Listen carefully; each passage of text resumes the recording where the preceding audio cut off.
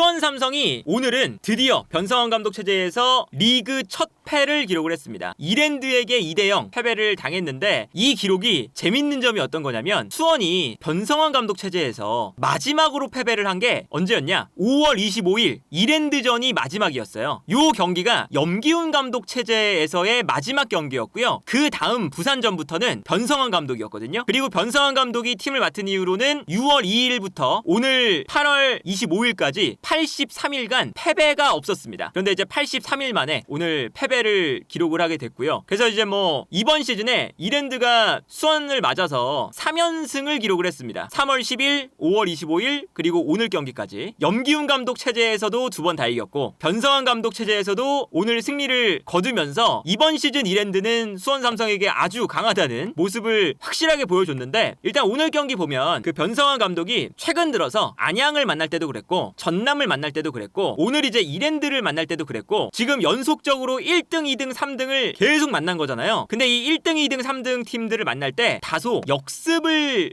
위주로 경기 흐름을 좀 짜서 나왔어요. 그래서 오늘도 변성환 감독의 축구를 보면 생각보다는 이랜드의 이 후방 빌드업이 이루어질 때 전방 압박을 하기보다 살짝 뒤로 물러나서 기다렸다가 올라가는 이런 장면들이 많았었죠. 그러니까 예를 들면 뭐 이런 겁니다. 기본적으로는 두 줄 수비를 딱 만들어 놓고 김보경, 뮬리치까지 약간 내려와 있고요. 그리고 이랜드가 올라와 있을 때 어떤 형태로 올라오냐면 기본적으로 한 명이 올라가면서 3백을 만들거나, 특히나 이제 오늘 경기는 왼쪽 풀백이었던 박민서가 내려왔다 올라갔다를 많이 해줬어요. 그러면서 3백이 만들어지면 한 명의 선수가 올라가서 공격 숫자가 늘어나는 거거든요. 이렇게 되다 보니까 여기서 수원 삼성이 약간 뒤로 쳐져서 기다릴 때가 많았습니다. 기다렸다가 끊기면 끊어냈을 때 김지호 혹은 뭐 마일랏, 뮬리치 이런 선수들이 달려나가고 이 공간으로 패스를 찔러주겠다라는 의도였어요. 근데 이제 여기서 오늘 그 김도균 감독도 최근에 수원 삼성이 전남, 안양 이런 팀들을 상대로 계속 이렇게 하니까 이제 어떤 형태가 만들어지냐면 이런 겁니다. 이제 뮬리치와 김보경이 내려가 있잖아요. 그러니까 이렇게 포백에서 3백을 만들 때가 많았었는데 오늘 아예 어차피 뮬리치가 요 앞쪽 공간을 압박을 잘 안 해요. 그러니까 요 앞쪽 공간을 사실은 상대 팀에게 그냥 내주고 요 안쪽 공간을 촘촘하게 만들겠다. 이게 수원의 뭐 목적이거든요. 그런데 어차피 이 공간을 압박을 안 하니까 오늘 이랜드가 좌우 풀백이 굉장히 높게 올라갑니다. 그래서 공격 숫자를 한 명 더 늘려요. 그리고 오히려 오늘 골키퍼였던 문정인 골키퍼가 올라와서 약간 3백처럼 운영이 됩니다. 그러니까 이거를 오늘 아마 그 김도균 감독도 어차피 그 수원 삼성이 잘 안 올라오니까 그 전남하고 안양이랑 할 때처럼 약간 역습을 노리고 있으니까 우리가 그냥 골키퍼까지 올라와서 앞쪽에 공격 숫자를 많이 두고 앞쪽에 공격 숫자를 많이 두면서 수원 삼성의 수비 라인을 흔들어 놓고 여기에 더해서 수원이 여기서 볼을 빼앗았을 때 역습으로 나오지 못하도록 앞쪽에서 압박을 강하게 하겠다라는 전략을 가져온 거죠. 그래서 오늘 경기 보면 전체적으로 수원이 내려앉아 있다가 최근에 이제 들어서 안양과 전남을 상대로 이겼을 때 이런 경기들보다 유난히 역습이 안 되는 모습을 볼 수가 있습니다. 확실히 역습이 좀 이루어지지 않았었고, 그리고 수비 라인에서 공격 라인으로 올라올 때 계속 압박을 당해서 빼앗기는 장면들이 잦았죠. 그러니까 이게 어느 정도 이게 변성환 감독도 지금 상위권 팀들하고 싸우면서 약간 균형 잡힌, 변성환 감독이 실제로 그 최근에 인터뷰를 보면 우리의 의도대로 경기가 됐다. 우리가 이제 추구하는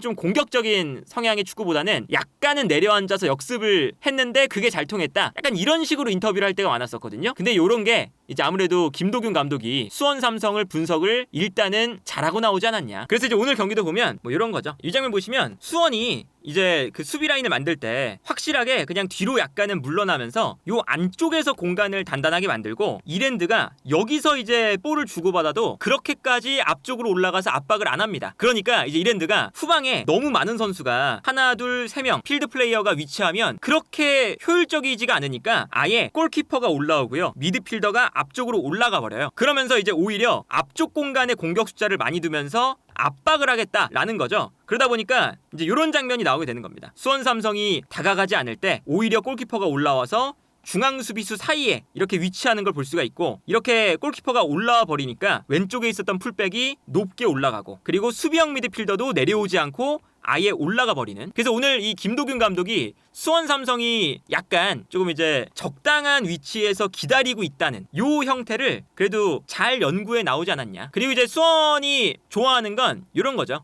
수원이 기다리다가 요 공간을 잘 막고 있다가 안쪽으로 패스가 들어왔을 때 여기서 끊었을 때 바로 여기서부터 이제 올라갈 수가 있다는 거죠. 이거를 오늘 계속 수원이 노리는 거거든요. 그래서 지금도 이제 끊고 올라갈 때 김지호, 마일랏 그리고 이제 앞쪽에서는 뮬리치가 내려오면서 볼을 받아주는 요런 이제 그 움직임을 연속적으로 보여주고 있어요. 요런 것들은 그래도 인상적인 장면들이 많죠. 이 장면도 보시면 여기서 이제 수원이 끊어냈을 때 뮬리치가 달리고요. 마일랏이 달리고 오른쪽에서는 김지호가 달립니다. 그리고 오늘 선발 출장한 중앙에서 김보경이 연결고리가 돼주면서 김보경의 패스가 들어갔을 때 김보경이 볼을 잡아서 뛰어나가는 마일랏, 뮬리치, 김지호에게 패스를 뿌려주는 요런 장면이거든요. 근데 이제 여기서 이제 그 이랜드가 요 앞쪽 공간에서 패스가 들어가지 못하도록 기본적으로 올라가 있는 선수가 많으니까 압박을 확실하게 해주려는 장면이 나옵니다. 그래서 여기서도 김보경 선수가 패스를 할 때 뒤에서 빨리 달려와서 요 패스를 방해를 하는 장면이 나오는데 이런 모습을 보면 그래도 이랜드가 수원의 역습에 대해서 대비가 일단은 오늘 참 잘 돼 있었다. 그리고 수원 삼성이 오늘은 약간 이제 함께 올라가는 그런 포인트가 잘 안 나오기도 했어요. 뭐 이런 장면도 보시면 이 장면이 수비 라인에 있다가 뮬리치가 달려갈 때 뮬리치가 뛰어나가는 공간으로 한 번에 들어가는 거거든요. 근데 여기서도 보면 뮬리치가 요 달려 들어가면서 경합을 할 때 뒤에 있었던 선수들이 순간적으로 같이 올라오는 게 한 템포 늦었습니다. 그러다 보니까 여기서 이제 그 뮬리치가 경합에서 이길 뻔했거든요. 여기 이제 골키퍼가 나올 때 약간 이제 이 볼이 골키퍼의 머리를 넘어가면서 순간적으로 이제 뮬리치에게 공간이 났어요. 근데 여기서 동료 선수들이 함께 올라왔다면 더 좋은 찬스가 만들어졌겠죠. 이런 형태, 이런 형태가 그래도 수원 삼성이 이제 추구했던 역습이었고, 그리고 이제 이런 역습 자체가 오늘 경기는 잘 이루어지지 않는 모습들이 좀 나왔다. 그리고 그러다 보니까 약간 수비적으로 경기를 하는데 오히려 선제골을 먹히고 역습은 잘 안 되고, 그러다 보니까 오늘 경기가 전체적으로 보면 이랜드에게 완전히 좀 말려버리는 경기가 된 거거든요. 그래서 뭐 코너킥 할 때는 이랜드가 앞쪽으로 달려 나오면서 수원의 수비를 끌어놓고 뒤쪽에 정재민 선수가 약간 뒤로 빠지죠. 그래서 코너킥이 올라올 때 뒤쪽에 있는 정재민이 득점을 하는 이런 장면이 나왔는데, 이 득점이 나오니까 수원이 급해지잖아요. 이제 급해져서 그 수원이 공격 숫자를 많이 늘리는데 오히려 이제 수원이 처음에 이제 가지고 나왔던 선수비 후역습 전략은 잘 안 통했어요. 그런데 오히려 이 변성환 감독이 한 골을 먹히고 따라가야 되니까 공격적으로 변화를 준 요 카드들이 오히려 매우 좋았습니다. 그러니까 뭐 후반전 실점을 하자마자 어떤 교체를 했냐면, 첫 번째로 앞쪽에 있는 마일랏, 뮬리치, 김보경 요 세 명의 선수를 모두 다 바꿨죠. 근데 이제 요 세 명의 선수를 바꾸면서 공격 숫자를 순간적으로 많이 늘려 놓는 거거든요. 요 이제 그 모험적인 형태가 나쁘지 않았어요. 그러니까 전반전에는 어떤 형태의 공격이었냐면, 공격을 해도 이시영 선수가 잘 안 올라갔어요. 이기재 선수가 약간 올라가 있고, 장석환, 한호강, 이시영, 오른쪽에 김지호, 이제 마일랏, 김보경, 이기재 선수가 많이 올라가지도 않고 약간 이 하프라인쯤에서 마일랏을 도와주는 역할을 하거든요. 그러니까 공격 숫자가 기본적으로는 최전방에 하나, 둘, 셋, 4명 정도가 위치를 하는 거죠. 그리고 이제 여기서 그 이시영 선수가 3백을 만들다가 간간히 이제 올라가면서 이제 어떤 형태가 되냐면, 요 반대편에 이시영은 3백을 만들고 이기재는 좀 올라가 있는 형태잖아요. 그래서 오른쪽 라인에서 수비를 몰아세웠다가 반대로 넘기는 이런 전략을 썼어요, 경기 초반에는. 근데 이런 준비된 패턴이 그 수원 삼성이 이제 나온다는 건 긍정적인 부분이긴 하거든요. 이 장면 보면 이시영 선수가 올라가지 않고 3백을 만들고 있습니다. 그리고 이기재 선수가 좀 올라가 있죠. 근데 여기서 이시영 선수가 올라가지 않고 오른쪽에서 약간 수비를 한쪽으로 쏠리게끔 만들고 있어요. 그래서 앞쪽에 있는 선수들도 김보경이라던가 앞쪽에 뭐 뮬리치 이런 선수들이 요 공간으로 좀 움직여줍니다. 그래서 다른 각도에서 보면 뮬리치도 빠져있고 김보경도 빠져있고 김지호도 있고 이시영도 있고, 그러다 보니까 수비가 쏠릴 때 반대편에 이기재도 올라가 있고 마일랏도 넓은 공간에 있죠. 그래서 바로 수원 삼성이 반대편으로 방향 전환을 합니다. 이게 이제 아무래도 수비를 어느 정도 유지하면서 공간을 창출해서 반대편 공간을 활용하겠다, 이러한 형태인 거죠. 그래서 여기서 마일랏에게 1대1 찬스를 만들어주는 요런 전술을 썼어요. 근데 여기서 한 골을 먹히니까 먹히자마자 변화를 준 게, 일단 김지호를 왼쪽으로 옮깁니다. 그 다음에 마일랏을 배서준으로 바꾸고, 그리고 김보경을 파울리뇨, 그리고 최전방에 이규동을 넣어요. 근데 이게 일단 약간 이제 그 우리가 일반적으로 생각하면 이규동 선수는 세컨드 스트라이커 내지는 이제 측면 공격수 혹은 미드필더를 보는 선수거든요. 키가 크고 이제 뮬리치 같은 그런 선수를 그냥 앞에 두고 여기에 추가적으로 공격수를 투입하는 게 아니라 오히려 이규동처럼 제로톱에 가까운 선수를 원톱으로 둡니다. 그러니까 이거는 수원 삼성이 그냥 본인들이 지고 있어도 단순하게 붙여주는 패턴이 아니라 이규동처럼 많이 움직이는 선수를 통해서 공간을 만들겠다라는 거죠. 그래서 이제 여기서 어떻게 되냐면 변화가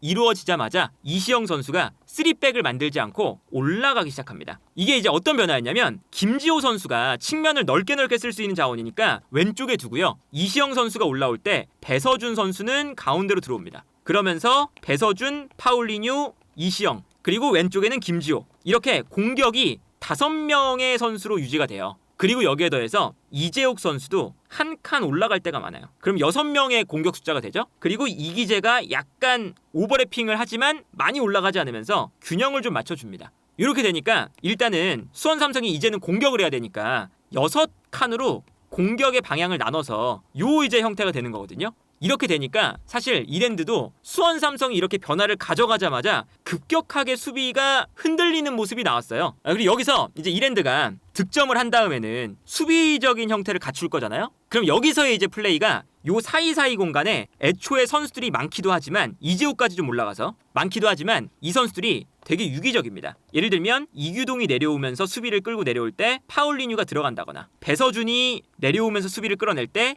이시영이 침투한다거나 혹은 뒤에 있었던 이재욱이 공간을 보고 있다가 뛰어 들어간다거나 이런 식으로 스위칭 플레이가 많이 일어나요. 그래서 오늘 그 수원 삼성이 한 골 먹힌 다음에 1대1 찬스가 굉장히 많았죠. 유사한 찬스가 굉장히 많았어요. 결정적인 찬스들이.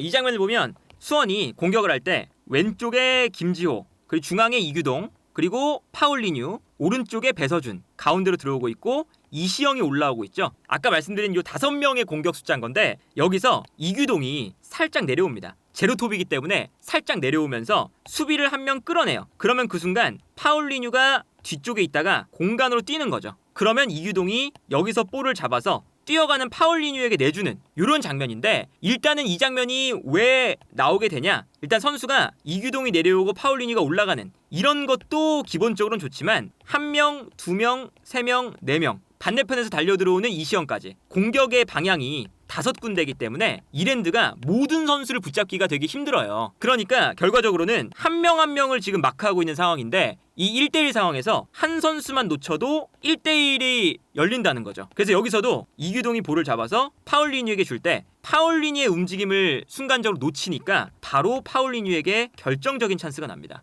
물론 여기서 이제 파울리뉴가 득점하는 데는 실패하지만 여기서 이제 MOM이 뭐 문정인 선수겠죠? 문정인 선수가 거의 모든 찬스를 잘 막았는데 요런 선방이 있었긴 했지만 이 장면도 보세요. 김지호가 볼을 끌고 갈 때 파울리뉴 뛰고요. 이규동이 뛰어들어오고 이시영이 뛰고 배서준이 뜁니다. 5명의 선수가 뛰어들어가요. 그리고 이때 보시면 김지호가 크로스를 올릴 때 셋이 뛰니까 중앙에 있던 수비수가 어떤 선수를 따라가야 될지가 애매하잖아요. 근데 여기서 파울리뉴에게 패스가 들어가면서 파울리뉴가 자연스럽게 요 가운데에서 볼을 받은 다음에 슈팅. 요 장면에서도 이제 그 문정인 선수가 결국에는 선방을 하긴 했지만 요런 장면들이 수원이 그 한 골을 먹히자마자 공격의 방향성을 다양하게 가져가면서 그리고 가만히 있는 게 아니라 계속 선수들이 움직여주면서 찬스를 만드는 게 참 변화적으로는 괜찮았다. 이 장면도 마찬가지죠. 그러니까 이런 형태인 거예요. 왼쪽과 오른쪽에 한 명씩 그리고 중앙에 이규동, 파울리뉴,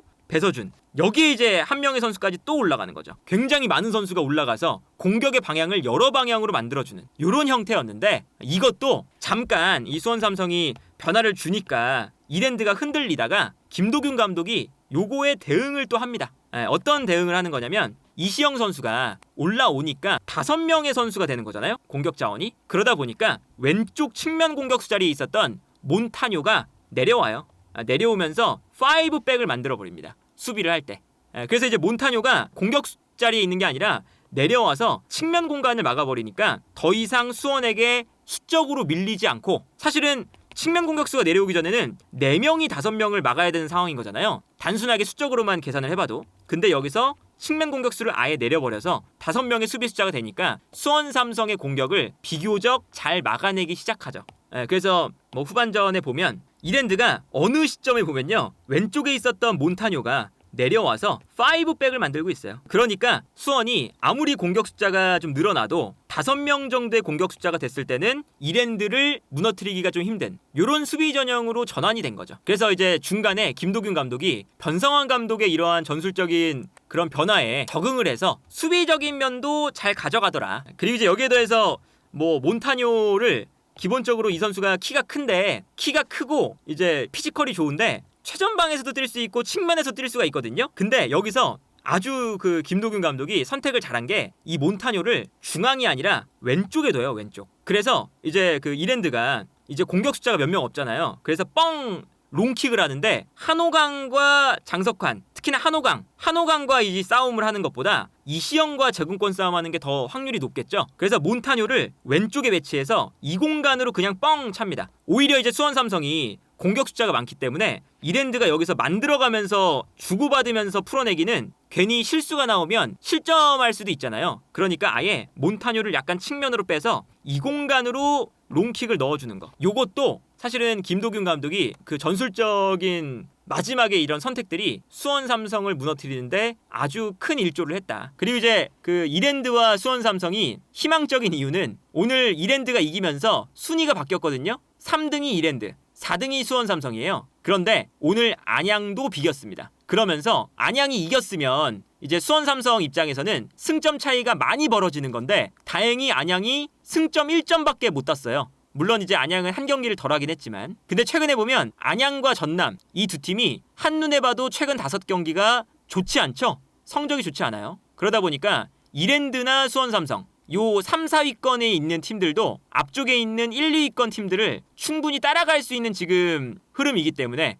이랜드와 수원 삼성 입장에서 뭐 이번 라운드가 이랜드 입장에서는 아주 긍정적으로 수원 삼성은 아쉽지만 그래도 이제 따라갈 수 있다는 요 판이 열렸기 때문에 그래도 어느 정도는 최악의 패배는 면하지 않았나 그런 생각이 들고 이제 변성환 감독도 뭐 무패 기록에 연연하지 않는다 뭐 이렇게 얘기는 했지만 수원 삼성의 83일 동안의 무패 리그에서 11경기 무패 기록이 드디어 오늘 깨졌다.